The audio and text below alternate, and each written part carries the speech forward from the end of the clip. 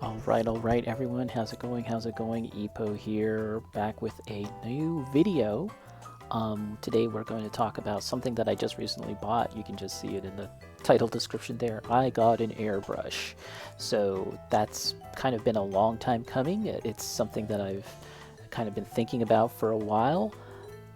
For as long as I've been building miniatures, building gunpla, building models, I've always just used a brush, hand-painted models, and I was pretty much content working that way. Very happy to do that, and I'm quite comfortable doing that. But I've never been opposed to an airbrush. It was just something.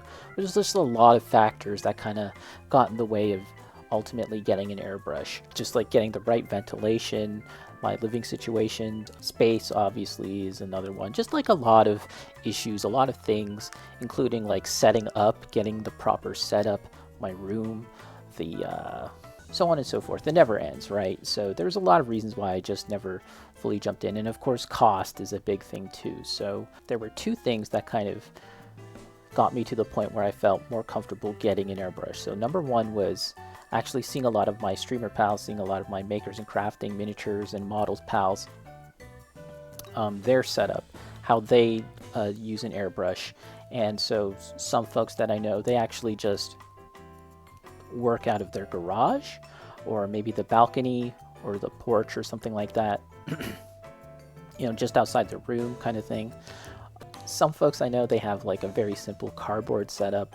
So all of those combined, I just felt like there was enough different ways to go about it, different ways to approach it, that shouldn't really be a reason to stop me. And then the other thing is just like for a lot of people is the cost and all the things involved, all the things that you need to get.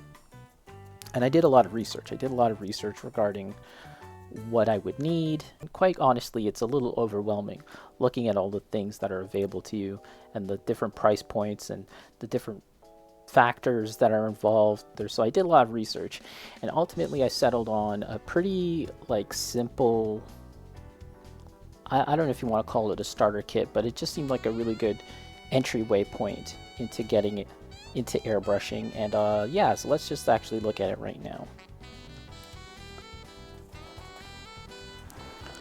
I ended up getting this, the Gaahleri New Game Start. That's just like a little tagline logo. It's called the Ambition Series Airbrush and Compressor Kit. So this was actually $112 Canadian, I believe, and so including tax and everything, that turned out to be like $125 or so, which to me was a pretty good price considering it came with, you know, the two major components. And yeah, so from what I had seen in reviews, it seemed like a pretty good product. A lot of folks, you know, obviously on YouTube, they kind of point out the pluses and the minuses. And this seemed like, again, considering the price point and, you know, the convenience of like having it all in a single box and a fairly small, fairly quiet compressor was a big factor too. So yeah, let's open it and see what is inside. So we got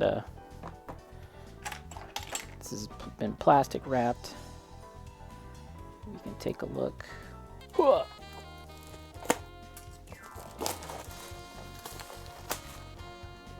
Changing the game with revolutionary airbrush. Okay, well, yeah, so the main selling point here is that it's supposed to be fairly compact, very small, fairly quiet, and just very easy to use for beginners.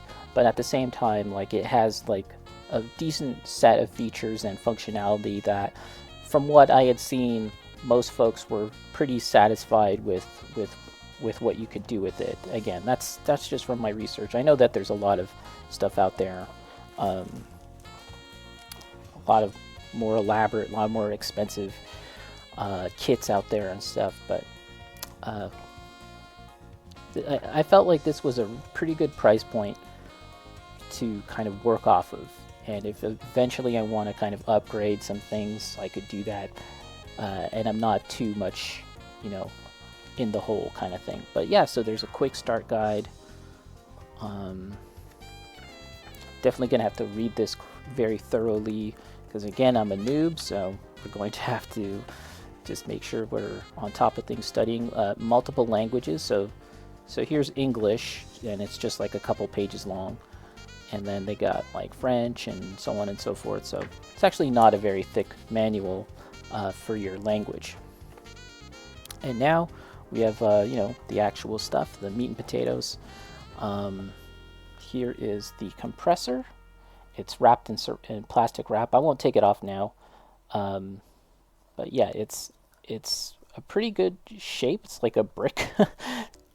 These are the different kinds of PSI levels, 15, 17, all the way up to 27 PSI. This button here just lets you go straight to the max, the minimum, and then you can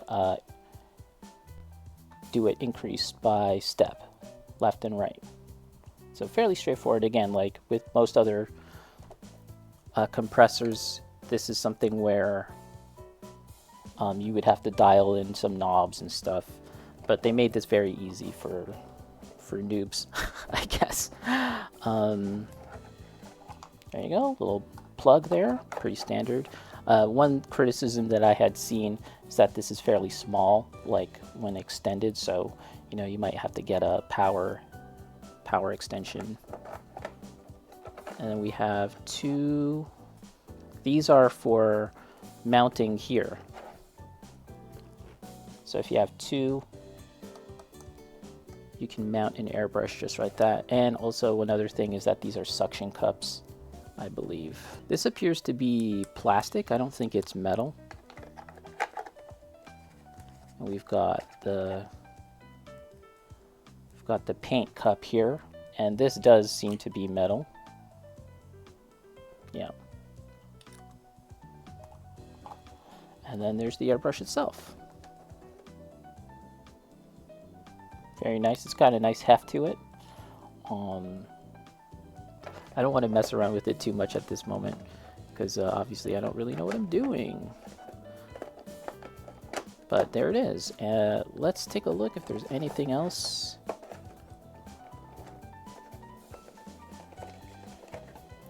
Underneath. Whoa. Yeah, I think there's yeah, just underneath you've got the nylon cable, or the braided cable that connects from the compressor to your airbrush. And it seems like a lot of folks recommend getting a moisture trap.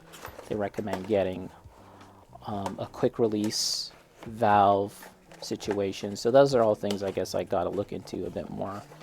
But that is everything. That is everything. Let's get it back in the box. Oh, there. Back in the box. The Gaahleri Serenair mini compressor, airbrush, manual. This is like the start of a new journey, I guess, for me when it comes to model painting, getting into airbrushing. So that should be exciting. There should be a lot of new opportunities, a lot of new techniques that I can use, so that's cool, and a learning process. So over the next few weeks to months, yeah, we're going to be kind of slowly learning and getting used to doing this, I guess, working with this, and it should be fun. Also, we got to choose 2 extra paint for free, and there was a handful of different colors. I went with this metallic green and this gloss dark coral, kind of like a dark red. These are acrylic, water-based acrylics formulated for airbrushing, so it should be interesting to use. We'll have to give that a shot and maybe even try it just using hand painting. I'm not abandoning painting with a brush. You know, like, it's just a tool. That was always just a tool, and this is just a tool. It'll be fun to play around with this, but that's about it for now. Thanks for watching, everyone. If you've got any advice for a new airbrush user, let me know in the comments below. Don't forget to like and subscribe, all that algorithm stuff, and I'll catch you next time. Bye-bye.